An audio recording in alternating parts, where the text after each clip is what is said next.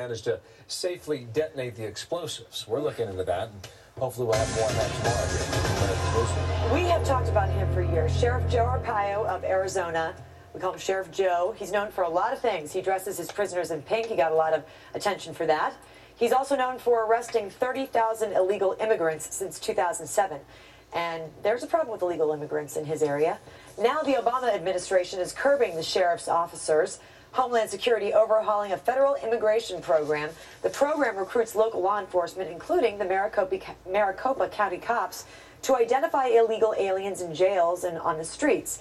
Under a revised program, police can only check the immigration status of inmates.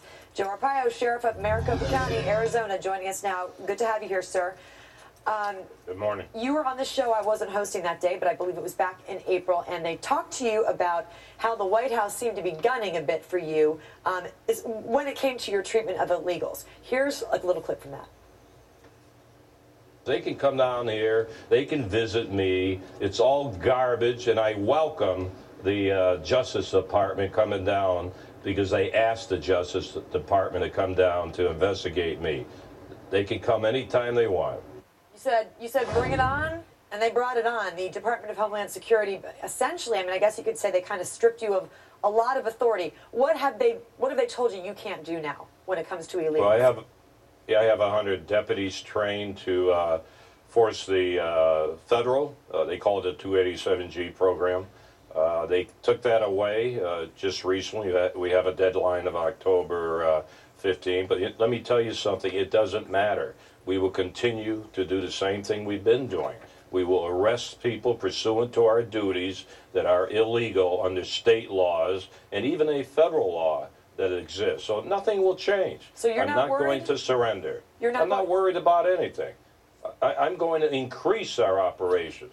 So that's the message to the Homeland Security, ICE, and the White House. They've been gunning for me. They don't like the way I enforce the laws because eventually they want amnesty, but I'm going to do what I took an oath of office to do.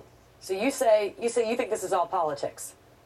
Of course it is when you look at the whole history, and it's a shame. I spent 30 years with the federal government as a high Justice Department DEA official. I have never seen the government go after a local police enforcement department like they're going after me, but I'm not going to stop. I'm elected, and I will continue to do my job. What's their biggest beef with you? I mean, have you sat down with them and had dialogue with them? Every day. The #2 guy came to see me 2 weeks ago when I agreed to sign the agreement. They all thought I would not sign it, so I fooled them, so they took it away. But I don't need those agreements. In fact, being away from the federal government will help me. Now I don't have to worry about their bureaucracy and policies. Have they threatened you with, if you're saying that you're not going to surrender, you're not going to follow their rules and their orders, what do they say is going to happen to you? Well, I'm not going to be under them anymore. I'm going to continue to do the job. We have state laws. Over 32,000 we have investigated in the jails and on the streets. That's 25% of the whole country under that program. I should get an award. Not all this heat I'm taking from the government. I think a lot of folks around where you live and a lot of these border towns and states agree with you on that. Just tell us, for people who live in the Northeast, let's say, and the Northwest, who don't have to deal with the illegal immigrations from the southern states, tell us how big of a problem it is for you. Give me a couple examples. It is a big problem. About 20% of the people in our jails, that's 10,000 inmates we have, are there for all types of crimes, but they are all illegal.